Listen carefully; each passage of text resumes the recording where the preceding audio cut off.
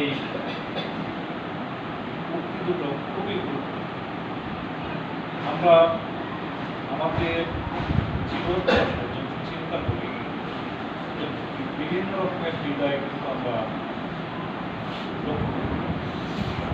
তার মধ্যে আপনারা দেখে থাকবেন যে কোনো বিদায়টা উল্লাসের, কোনো বিদায়টা আবার মর্মান্তিক। আপনারা ইতিমধ্যে সকাল থেকে দুটো অনুষ্ঠান হয়েছে, একটি অভিভাবক সমাবেশ, আরেকটি ছাত্র বিদায়। এটা আমরা জানতে পেরেছি। এই যে ছাত্র বিদায় যেটা ছিল, এটা কিন্তু আমাদের জন্য আনন্দের। আমরা বিদায় শব্দকে দুটো ভাগে যেমন ভাগ করতে পারি, একটিকে আমরা বলে থাকি চির বিদায়, ইংরেজি প্রতিশব্দ আমরা ব্যবহার করি প্রিপারেশন। আর একটা বিদায় গুড বাই, যেটা আমরা সাধারণ বিদায় হিসাবে বর্ণনা করে থাকি। আজকে যে বিদায়টা আপনারা সকালে দিয়েছেন আমাদের ছাত্রদের, ওই বিদায়টা কিন্তু চির বিদায় নয়।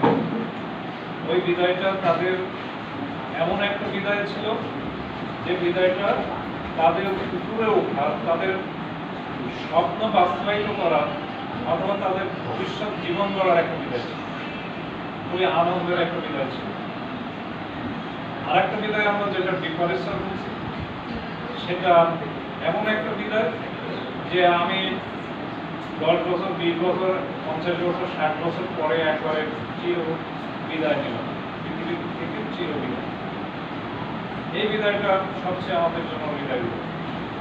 তবে এর মাঝে আরেকটা বিদায় আপনারা দেখছেন, আজকে যে বিদায়টা আমরা দিতে যাচ্ছি অসিত কুমার ঘোষের জন্য, এটা কিন্তু একটু আবার ভিন্ন রকমের বিদায়।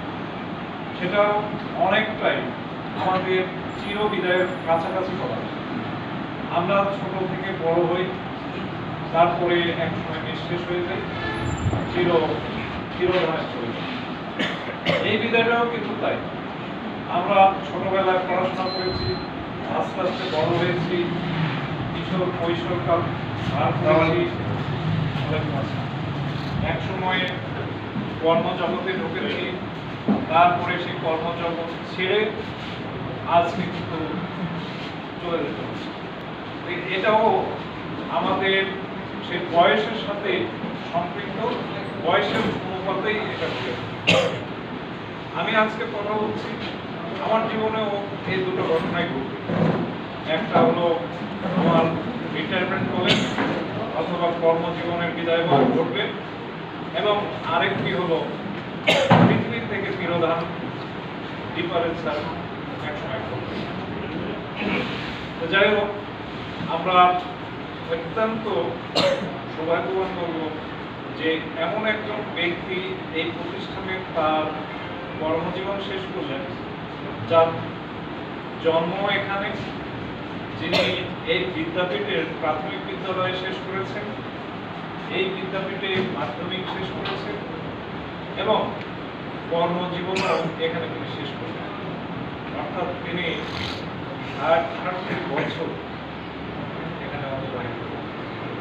আমি যদিও ওইভাবে ব্যক্তিগতভাবে তার সঙ্গে আমার পরিচয় নেই, তবে এখানে আপনাদের অভিব্যক্তি থেকে যেটা বুঝতে পারলাম যে অসিত কুমার ঘোষ এমন একজন শিক্ষক ছিলেন যার সাথে সকল শিক্ষক, ছাত্র এবং আমাদের কমিউনিটি, বিশেষ করে অভিভাবক বা অত্র সমাজের মানুষের সঙ্গে তার একটা ভালো সুসম্পর্ক ছিল।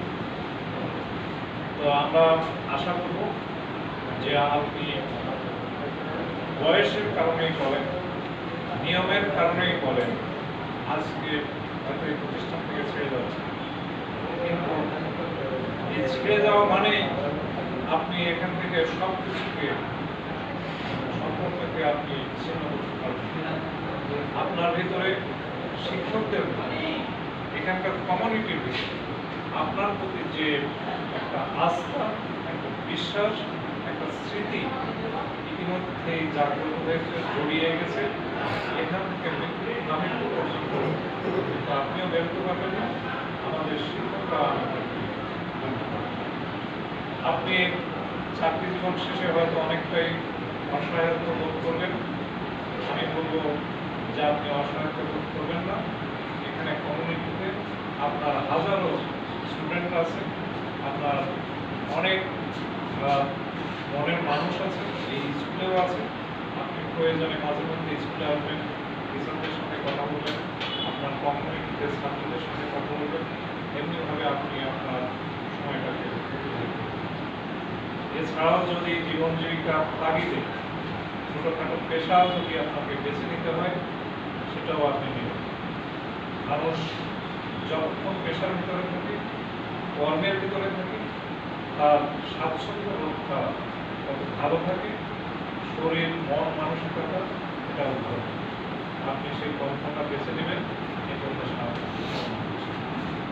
আর বেশি কথা বলি না, সকলের সুস্বাস্থ্য কামনা করছি এবং আমাকে দু চারটি কথা বলার সুযোগ করে দেওয়ার জন্য অর্থ প্রতিষ্ঠানের অধ্যক্ষ মহোদয়কে এবং পরিশেষে সকল শিক্ষককে আমি আমার কৃতজ্ঞতা প্রকাশ করছি।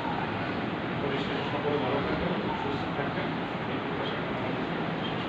আল্লাহ হাফেজ।